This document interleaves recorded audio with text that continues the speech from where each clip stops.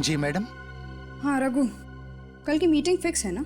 वो बाहर गांव के टूरिस्ट के साथ ना मैडम, वो तो फिक्स है, कल सुबह 11 बजे। ये मीटिंग इस गांव के विकास के लिए बहुत जरूरी है। जी मैडम। ठीक है, ये फाइल अभी के अभी कलेक्टर ऑफिस भिजवा दो। जी मैडम। मैडम 10 बज चुके हैं और अभी तक आपने खाना भी नहीं खाया है। मैं कुछ मंगवाऊं आपके लिए? नहीं, मैं घर जाके ही खा लूंगी। अच्छा जरा वॉचमैन को बुलाओ। बिल्कुल। किशोर,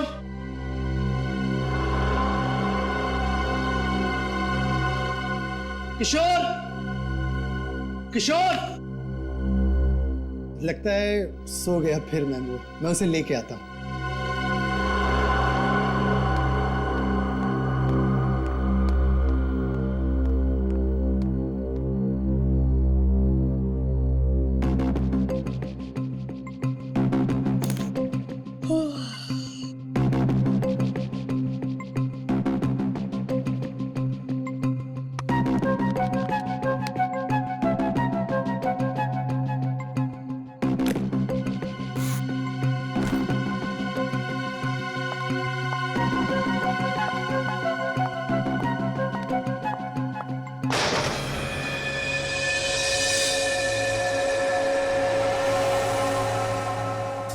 ये कैसी आवाज थी?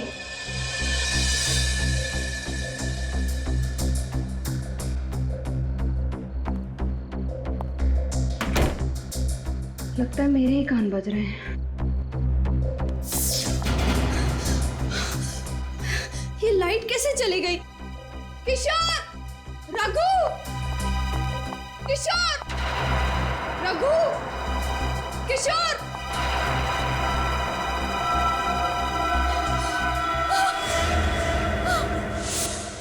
कौन है वहां पे? सामने क्यों नहीं आते?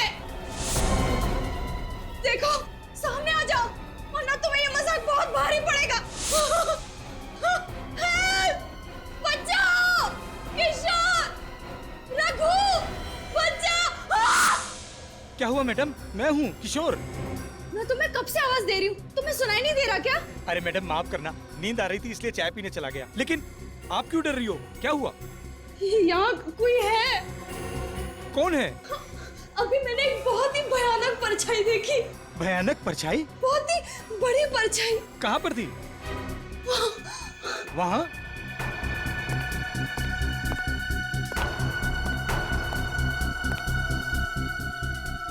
यहाँ तो कोई भी परछाई नहीं है। लगता है आपको वहम हुआ है। मैं तुम्हारी बॉस हूँ, मुझे मत सिखाओ वहम क्या और सच क्या है। जाओ जाके ठीक से चेक करो। देखता हूँ।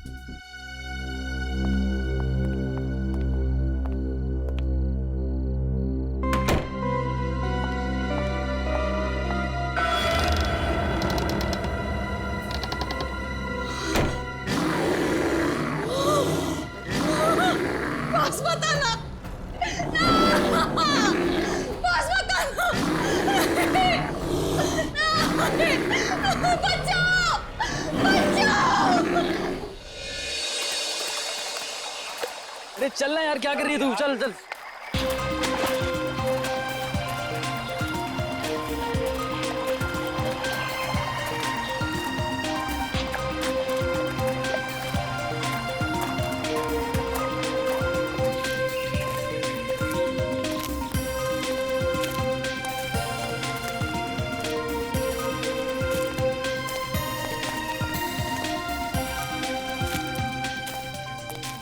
अरे यार, बचपन से मेरी इच्छा थी कि मैं ऐसी किसी जगह पे आके ट्रैकिंग करूं। आज जाके चांस मिला है कहीं। शुक्र मनाओ कि वक्त पे इच्छा पूरी हो गई तुम्हारी। नहीं तो अगर हड्डियां कमजोर हो जाती ना, तो फिर पोतों पोतियों के साथ यहाँ आते और इच्छा इच्छा ही रह जाती तुम्हारी। अरे यार सही है। What a beautiful. ये धूप है, जल्दी आओ, जल्दी आओ। ओह माय गॉड, अरे ये क्या है? लाश। लाश? क्या करें अब क्या करें? एक काम करते हैं, छोड़ो इसको, यहाँ से निकलते हैं जल्दी। हाँ निकलते हैं यहाँ से। नहीं ऐसे नहीं जा सकते, सीआईडी को फोन करना पड़ेगा।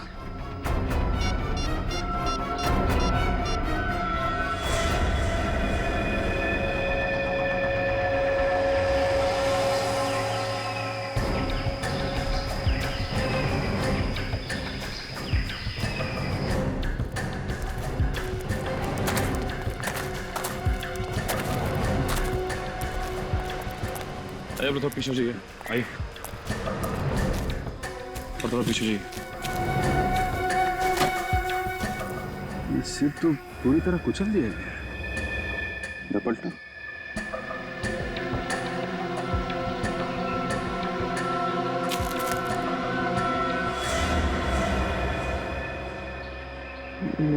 देखा, जगह जगह काटने के निशान है। सर इस तरह तो कोई जंगली जानवर ही मार सकता है। हाँ सर, इस निशान को देख के भी यही लगता है कि इसे किसी जानवर ने मारा है, इंसान ने नहीं। ये निशान काफी बड़ा और अजीब सा है। साइज में तो हाथी के पैरों से भी बड़ा है। हाँ सर, जिस तरह से इस आदमी का सर पिचका हुआ है, देखकर तो ऐसे ही लगता है कि उस जानवर के पैर के नीचे आ गया होगा। अब इसकी मौत पैर के नीचे आने से हुई है या किसी और वजह से, ये तो ये निशान बताएंगे। निकल सर।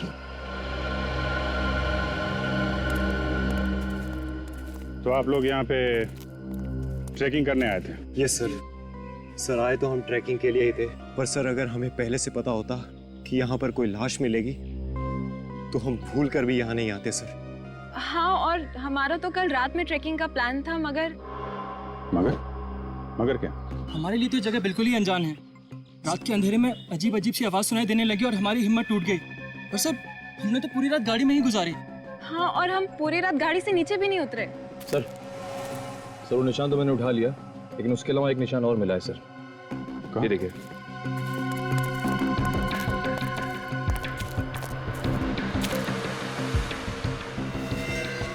ये खूनी जानवर हमारे लिए रास्ता बनाता हुआ भी गया है।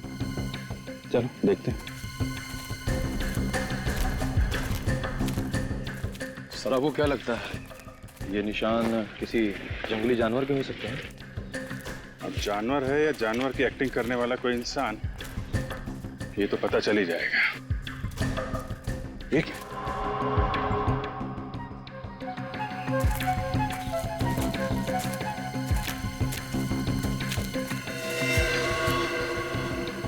दोनों पैरों के निशान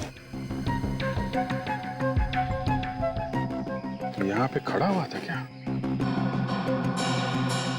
यहाँ आसपास चेक करो जरा।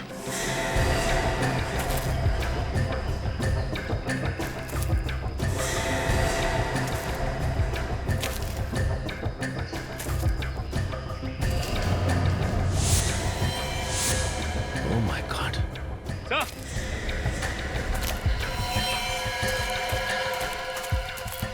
हाँ सचिन। सर एक और आदमी की लाश। माय गॉड, इसका भी सर कुचल दिया गया है। जरा बॉडी पलटो।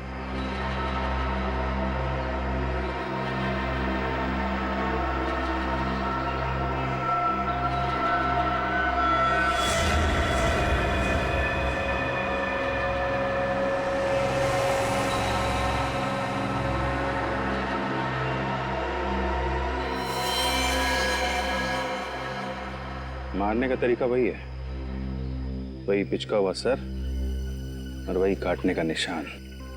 पर सर इसकी जेब से भी कुछ नहीं मिला है। कहीं ये दोनों खून लूट के इरादे से तो नहीं किए गए? हो सकता है। खूनी तक पहुंचने के लिए इन लोगों की पहचान होनी बहुत जरूरी है।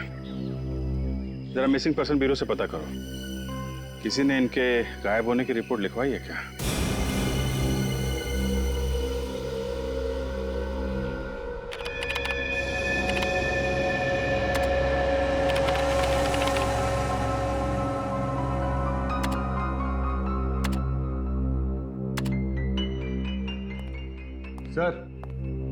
सर पूरे 350 जानवरों के पैरों के निशान चेक कर चुका हूं, लेकिन जो निशान हमें लाश के पास मिले हैं वो किसी भी जानवर के नहीं। ये क्या चक्कर है? जानवर के भी निशान नहीं है, आदमी के भी नहीं है। मैं कुछ बोलूं? नहीं, बिल्कुल नहीं। मुंह मत खोलना तुम फ्रेडी। अरे एक बार सुन तो लीजिए सर। एक ही बात, मगर अगर तुम्हारे मुंह से आत्मा शब्द निकला ना तो मुझसे बुरा कोई नहीं होगा, याद रखना। वाइफ की कसम, आत्मा का नाम नहीं लूंगा, क्योंकि आत्मा के पैरों के निशान तो होते ही नहीं है। बताओ जल्दी।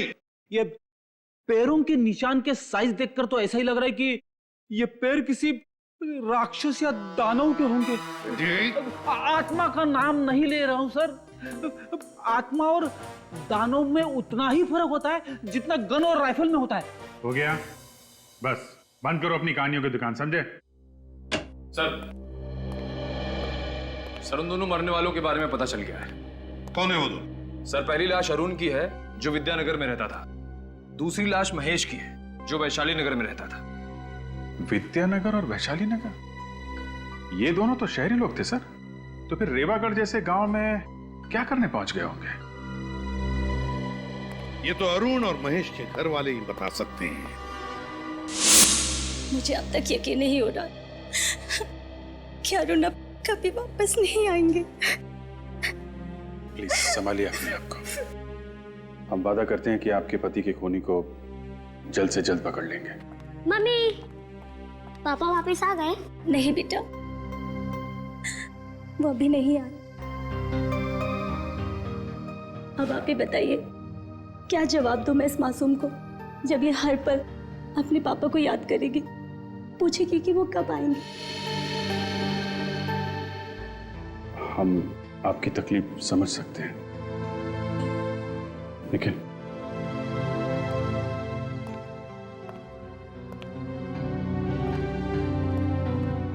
आपको किसी पे शक है? कौन कर सकता है? अरुण का तो कोई दुश्मन भी नहीं था। अच्छा, आप ये बता सकती हैं कि अरुण रीवागढ़ किसी खास काम से गए थे क्या? जी, वो अक्सर वहां जाया करते थे, पर वहां जाने की वजह कभी नहीं बताई उन्होंने। अक्सर जाते थे? जी हाँ, महीने में एक चक्कर तो लग ही जाया करता था उनका। तो आपने कभी पूछा नहीं कि क्यों जा रहे हैं रेवागढ़ में? जी, पूछने की कोशिश की, पर जब भी पूछा तो उनके चेहरे पे एक परेशानी सी नजर आती थी। बोलते थे कि वक्त आने पे वो सब कुछ बता देंगे। आखिर ऐसी क्या बात हो सकती है जो अरुण आपसे ये सब छुपा रहे थे? पता नहीं सर, पर वो जब भी जाते थे तो अपनी कुछ जरूरी कागजात और फाइल्स वगैरह लेकर जाते थे। फाइल्स वगैरह लेके जाते थे? कुछ ऑफिस का काम था क्या रेवागढ़ में? नहीं सर, अरुण की तो कपड़ों की दुकान है।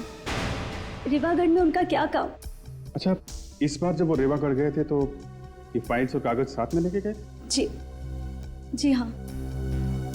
सर लेकिन अरुण की लाश के पास से तो हमें ना ही कोई फाइल्स मिली ना ही कोई कागजात। कहीं वो खूनी तो नहीं ले गया वो सारी फाइल्स और कागज? सर महेश के घर वालों को भी नहीं पता कि वो रीवागढ़ क्यों गया। कोई तो खास वजह थी भी नहीं जो ये दोनों वहां पहुंच गए। कोई तो है वहां पर जिसने इन दोनों की मौत की कहानी लिख कर रखी थी। बड़ी जल्दी आ गए आप लोग। सालुंखे, तूने 11 बजे बुलाया, हम लोग 11 बजे पहुंच गए। लगता है सालूं के साहब का होमवर्क अभी तक कंप्लीट नहीं हुआ है, उन्हें थोड़ा टाइम चाहिए। सालुखे हमेशा वक्त से 1 मिनट आगे चलता है फ्रेडी। वो तो बॉस, मुझे लगा कि केस इतना पेचीदा है कि शायद आप लोगों को इस बार थोड़ा ज्यादा वक्त लगे। देख सालुंखे, फिलहाल तो हमें सिर्फ इतना ही पता है कि इन दोनों के सिर बहुत ही बुरी तरह से कुचले गए हैं। अब इसके आगे क्या है ये तू बताएगा। बॉस, मौत तो इनकी सर फटने की वजह से ही हुई है, दोनों की। किसी ने इतना जबरदस्त वार किया इनके सर पर कि सर का तो। हाँ सालुंखे, पता है। इसका एक ही मतलब है कि ये काम किसी जानवर का नहीं, इंसान का है, क्योंकि जानवर पत्थर उठाकर पटकेगा नहीं। ये काम इंसान ही कर सकता है। हाँ बॉस, लेकिन अगर ये किसी इंसान ने किया है तो फिर इनके हाथों पर ये काटने के और ये खरोंचों के निशान कैसे?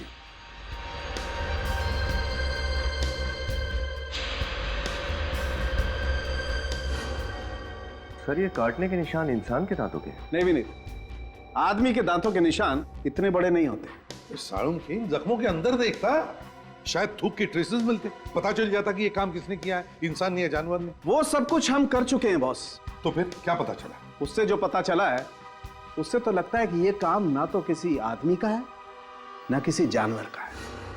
ये खून किसी पेड़ ने किया है। पेड़ ने। क्या? पेड़ ने? ये कैसे हो सकता है सर? क्योंकि इस जख्म में से हमें ये मिला है। ये किसी थूक के जख्मों में इतनी गाढ़ी थूक? ये थूक नहीं है फ्रेडी, ये गोंद है बॉस, गोंद। क्या कहा? गोंद? हाँ सर, वो वाली गम जो पेड़ के तने से निकाली जाती है। पेड़ के तने से?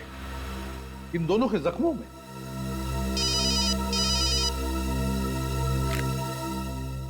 एसीपी प्रद्युमन,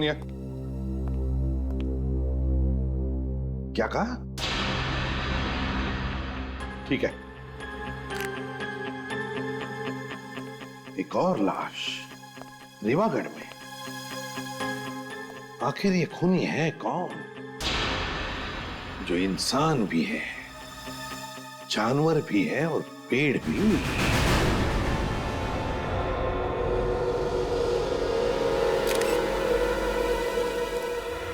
ये बताइए, आपको पता कब चला यहाँ पे लाश पड़ी हुई? सर, यहाँ से मैं अपने घर की तरफ जा रहा था, तभी अचानक मेरी नजर इस लाश पर पड़ी, और जब मैंने लाश को पलट कर देखा तो मेरे तो होश ही उड़ गए। बहुत उम्मीद थी सोनाली जी से साहब कि वो हमारे गांव को शहर से भी आगे लेकर के जाएंगे, मगर हमारे सपनों पर पानी फिर गया साहब। कितना टाइम हुआ था सोनाली जी को यहाँ की तहसीलदार बने हुए? सर, यही करीब कोई 2 महीने हुए हैं, लेकिन इन 2 महीनों में उन्होंने गांव के विकास के लिए इतना कुछ कर दिया जितना कि हमारे गांव के लिए आज तक बड़े बड़े लोग भी नहीं कर पाए।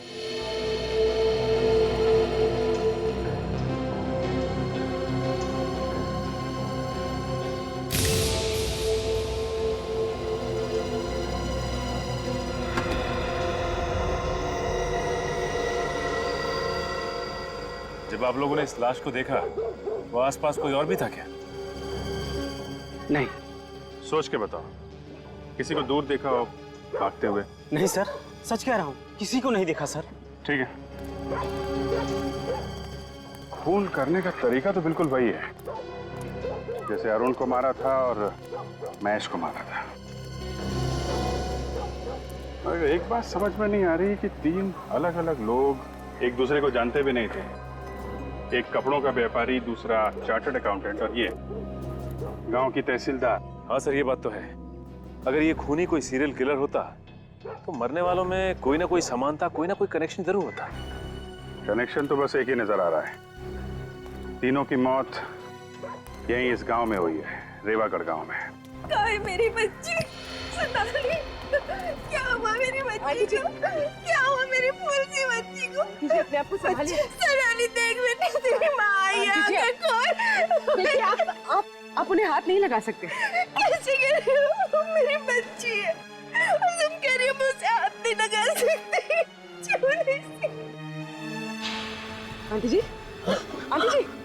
अरे अर्चना बहन, आंखें खोलो, क्या हुआ आपको? अर्चना बहन, अर्चना बहन। लगता है सदमे की वजह से बेहोश हो गई। पूर्वी, इनको हॉस्पिटल लेके जाओ जल्दी।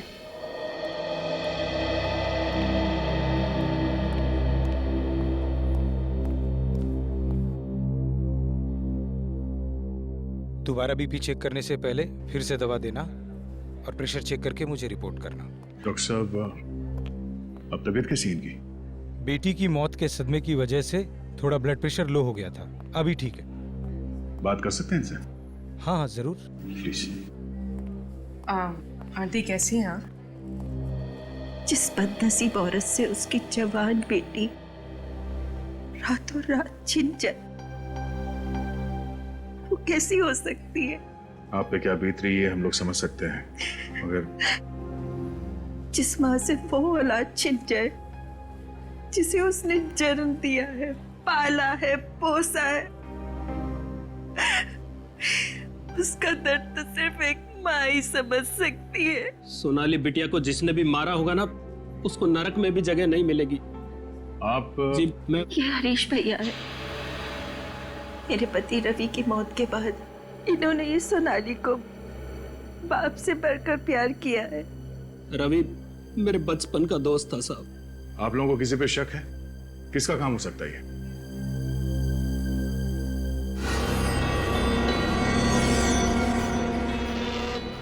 घबराओ मत बहन, खुल के बोलो। जब सीआईडी खुद यहाँ है तो डरने की क्या जरूरत है? घबराइए मत, बताइए हमें किसने खून किया सोनाली का?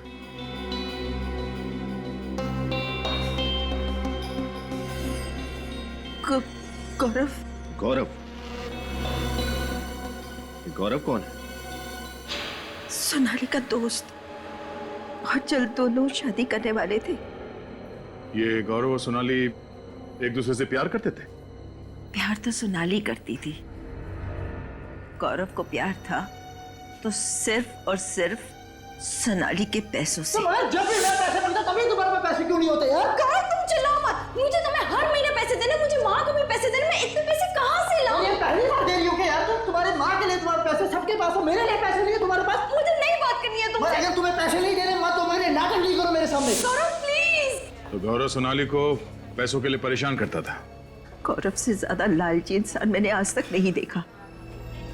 पैसा पैसा पैसा, मेरी फूल सी बच्ची की जिंदगी में उसने कांटे ही कांटे भर दिए। सोनाली का खूनी वही है। तो आपने सोनाली से कहा नहीं कि वो गौरव को छोड़ दे? कई बार कहा, लेकिन कहते हैं ना कि प्यार अंधा होता है, इसलिए मोहब्बत के आगे माँ बाप दुश्मन लगने लगे। गौरव के अत्याचार बेचारी चुपचाप सहती रही।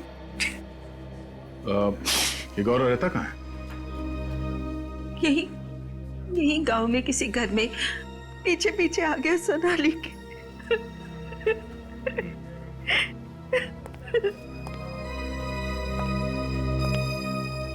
इस गौरव को ढूंढना पड़ेगा। चलो।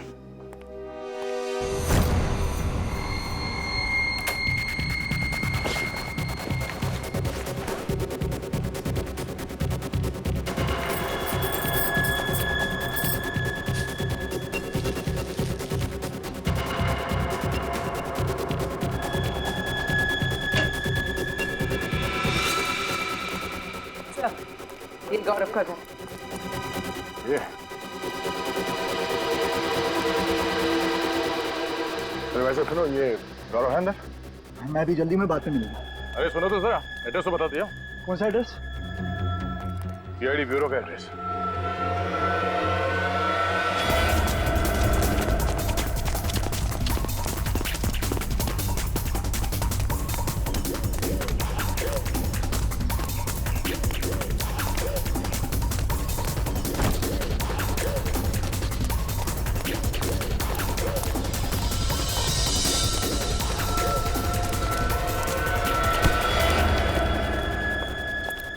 क्यों मारा सोनाली को?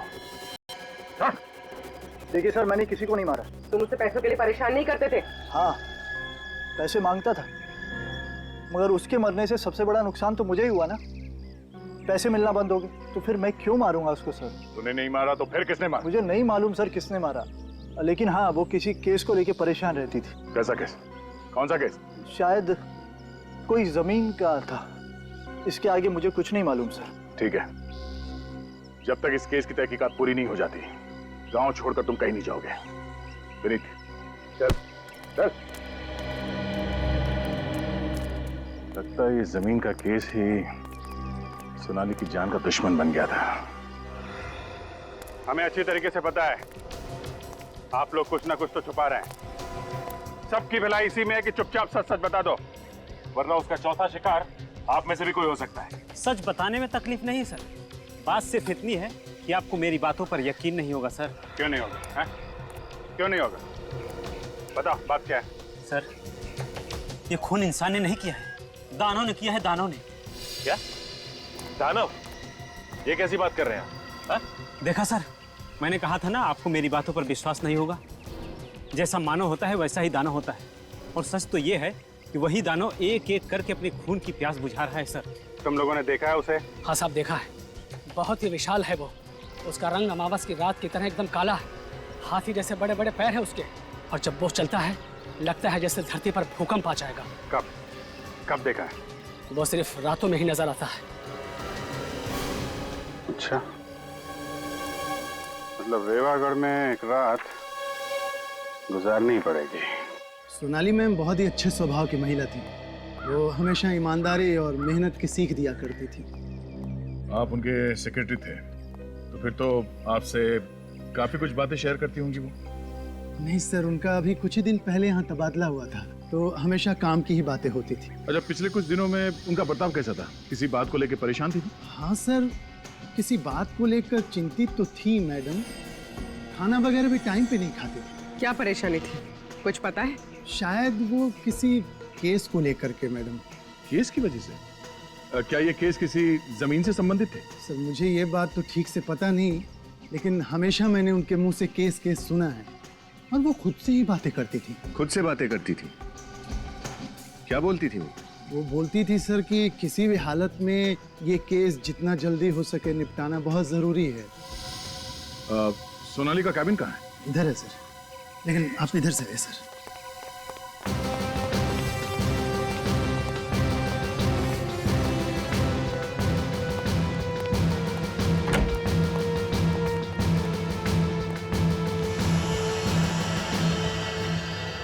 एक एक फाइल, एक एक कागज को अच्छी तरह से देखो।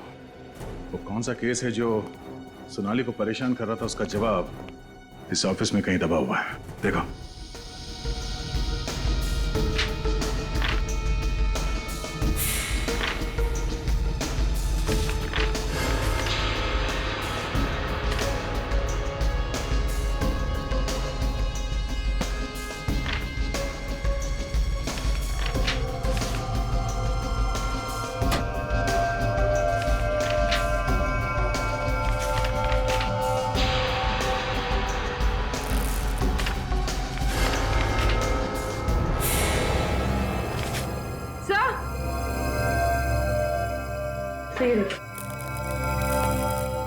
सर चले हुए पेपर्स।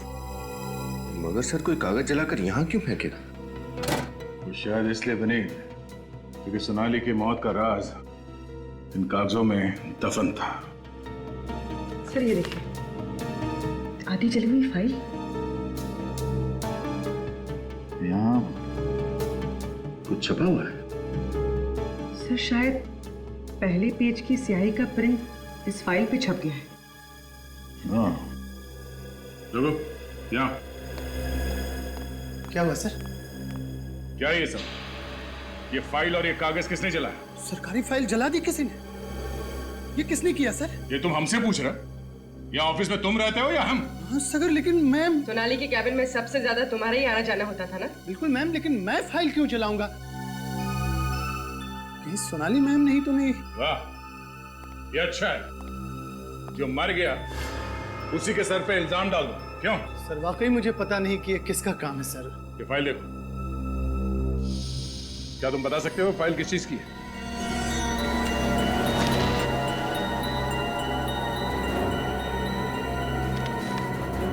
नहीं सर, इस फाइल की तो धज्जियां उड़ चुकी है, कुछ भी बता पाना मुश्किल है सर। अच्छा, सोनाली के अलावा इस ऑफिस में कोई और भी आता जाता था? नहीं सर, कोई और तो आता नहीं था सर यहाँ। मतलब जरूर किसी ऑफिस वाले का ही हाथ है सोनाली के खून में। ऑफिस वाला? हाँ, बाहर का कोई आदमी तो आसानी से आ नहीं सकता, तो कोई अंदर वाला ही दगाबाज है। मगर कौन सर? वो तो ये फाइल पढ़ने के बाद पता चल जाएगा। डॉक्टर सालों के पता लगा ही लेंगे कि फाइल है किस चीज की।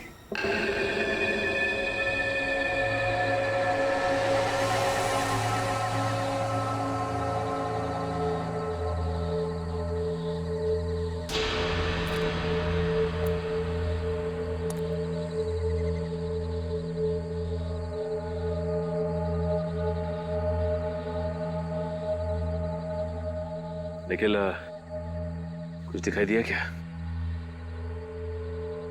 नहीं सर, अब तक तो नहीं दिखा।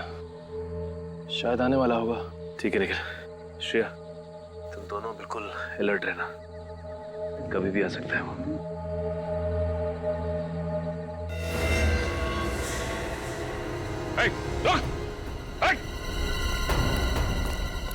क्या हुआ सर? वो अभी यहाँ से भागा है। एक काम करो, तुम दोनों यहाँ से जाओ, मैं यहाँ से जाता हूँ। सर। Come on!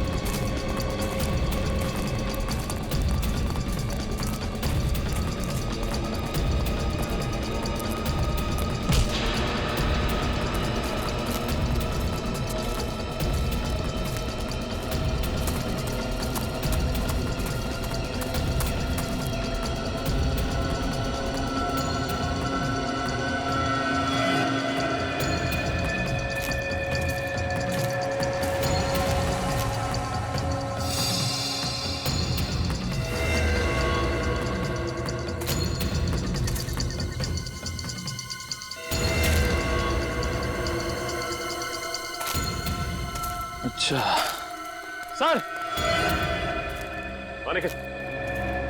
क्या हुआ?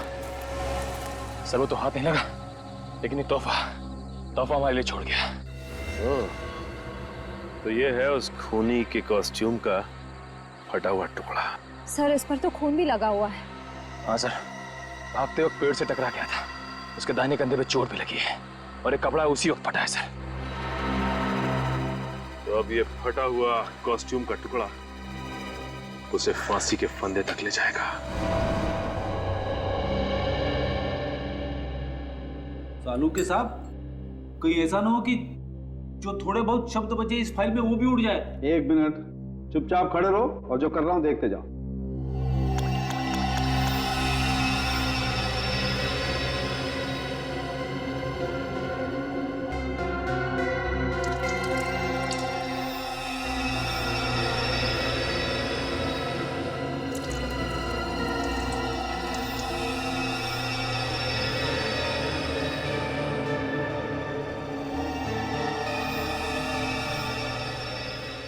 वाह भाई, देखा फ्रेडी, इसे कहते हैं रेत में से सुई ढूंढना। वाह भाई वाह। अभिजीत, इस पर ये जो भी छपा है उल्टा छपा है, देखो। वो शायद इसलिए हुआ होगा कि इस फाइल में जितने भी पेपर्स होंगे उसमें जो सबसे ऊपर पेपर था उसकी स्याही गीली होगी और ये फाइल बंद कर दी गई, तो फाइल के कवर पर उस पेपर का प्रिंट आ गया। किसी चीज की लिस्ट है सर।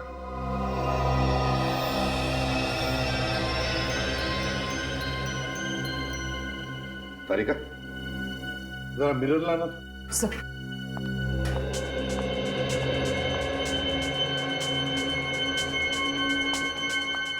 यहां पकड़।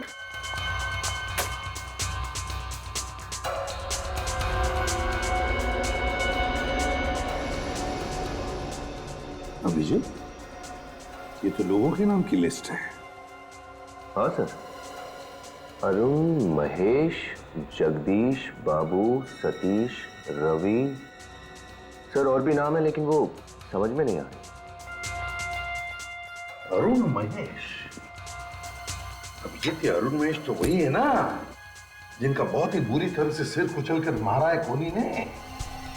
सोनाली जिस केस से परेशान थी, लगता है ये दोनों का संबंध उस केस से है। तो हो सकता है सर बाकी लोगों के नाम जो लिस्ट में हैं उनकी जान को भी खतरा हो। हाँ, उनके सेल फोन नंबर है ना हमारे पास, बुला लो इन सब। Yes sir. सर खूनी हमारे हाथ में आते रह गया सर। कोई बात नहीं, बहुत जल्दी वो हमारी मुट्ठी में होगा। सर फिलहाल उसके कॉस्ट्यूम का टुकड़ा मिला है सर, जो भागते वक्त झाड़ी में फंस गया था सर। इस पे खून भी लगा हुआ है। तो ये पहनकर डरा रहा था वो लोगों को, लेकिन हमें नहीं डरा पाएगा वो। भाग कर जाएगा कहां? सर हम जानते हैं ये खून कौन कर रहा है। अब जानते हैं कौन है वो? राजेश। राजेश है? कौन है राजेश? एक नंबर का फ्रॉड ये है सर। सर गांव की एक जमीन है जो कि सरकारी प्लॉट है, उसने ये जमीन धोखे से पूरे 9 लोगों को बेच दी है। क्या एक सरकारी जमीन को 9 अलग अलग लोगों को बेच दिया? हाँ सर, और उनमें से हम 4 लोग आपके सामने खड़े हैं। तो क्या ये महेश और अरुण भी? वो भी बेचारे उस 420 के चक्कर में फंस गए। आधी कीमत पे जमीन बेची उसने और शर्त ये रखी किसी को भी भनक नहीं लगनी चाहिए। लेकिन आप लोग एक दूसरे से कभी ना कभी तो मिले होंगे ना? वही तो उसका खेल था सर।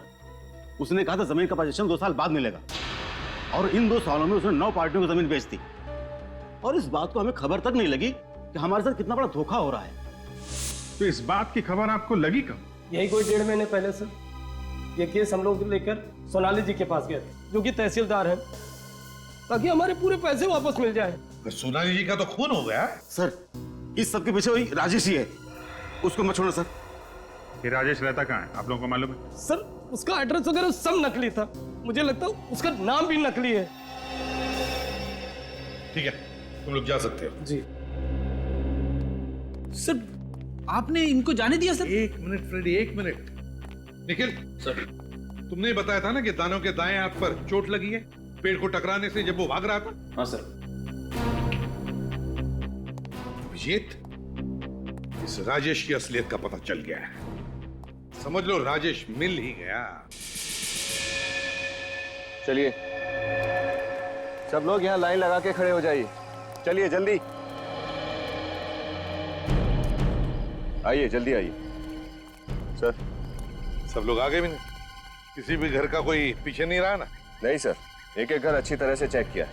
30 से 40 साल के सारे लोग यहाँ हैं। पर बात क्या है एसीपी साहब, ये मेला क्यों लगा रहे हैं आप लोग यहाँ? वो इसलिए जमींदार साहब क्योंकि वो खूनी इसी मेले के भीड़ में हमें मिलेगा। खूनी गांव में से ही कोई है? हाँ जमींदार साहब, ये खूनी इसी आप ही के गांव का कोई है, समझे? आप ही के गांव का। लेकिन वो कौन है इस बात का कैसे पता लगेगा आप लोगों को? खूनी कौन है इस बात का पता लगाने का इलाज भी हमारे पास है। दया बोलो।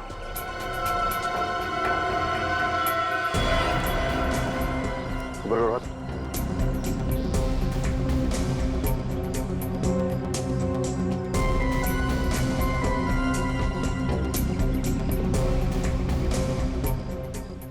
क्या देखते साहब? कुछ नहीं। मैं नहीं दिखाऊंगा सर। क्यों? हाथ के स्लीव्स ऊपर करो।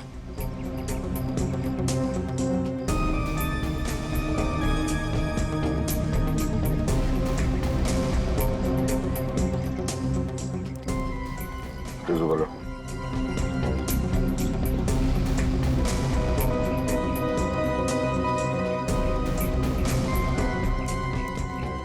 सर इनमें से तो कोई भी नहीं है।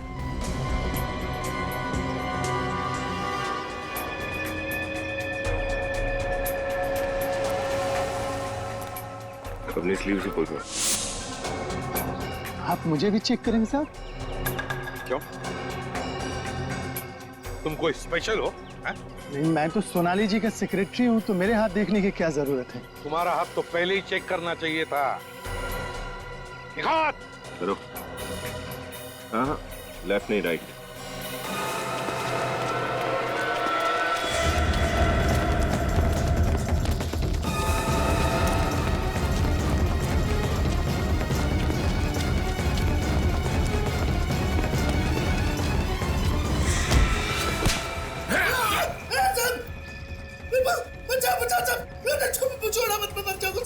बुरे काम का बुरा नतीजा। हाँ? मुझे बहुत डर लगता है साहब। अच्छा, अब पता चला जब इंसान से मौत सिर्फ 10 सेकंड दूर होती है तो कितना डर लगता है। हाँ? मैंने कुछ खून नहीं किया साहब। मैं उस खूनी का नाम बता दो साहब। खून तूने नहीं किया? नहीं साहब, मैंने खून नहीं किया साहब। असली नचाने वाला तो कोई और था साहब। किशोर सर,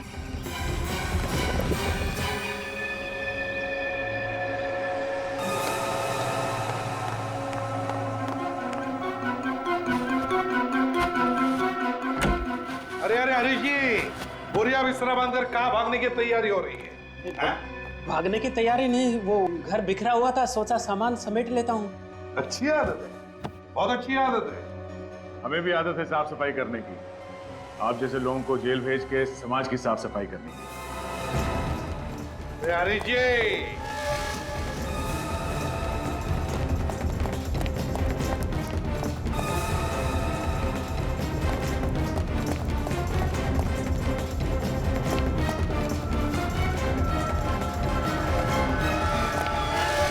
इतनी तेज भागेगा तो अस्पताल जाएगा। देखो मुझे जाने तो मैं गांव की आधी जमीन तुम्हारे नाम कर दूंगा, एक बार जाने तो मुझे बस। जमीन का लालच देता तुमने? शर्म नहीं आई तुझे? अगर तू खुद पकड़ा गया था तो मेरा नाम लेने की क्या जरूरत थी? मुझे डुबा के क्या खुद बच गया तू? तेरी वजह से मैं यहाँ पे खड़ा हूँ। न तू मुझे पैसों का लालच दिखाता और न मैं नकली दानव बनता और न मैं वो सारे खून करता। अच्छा, तुम हो वो दानव जो लोगों के दिल में डर पैदा कर रहे थे? हाँ साहब, पहले मैं उनके सर पर पत्थर मारकर उनकी जान ले लेता था, फिर मैं उसका सर जमीन में गाड़ कर उसके ऊपर दानव के पांव का निशान बनाता था।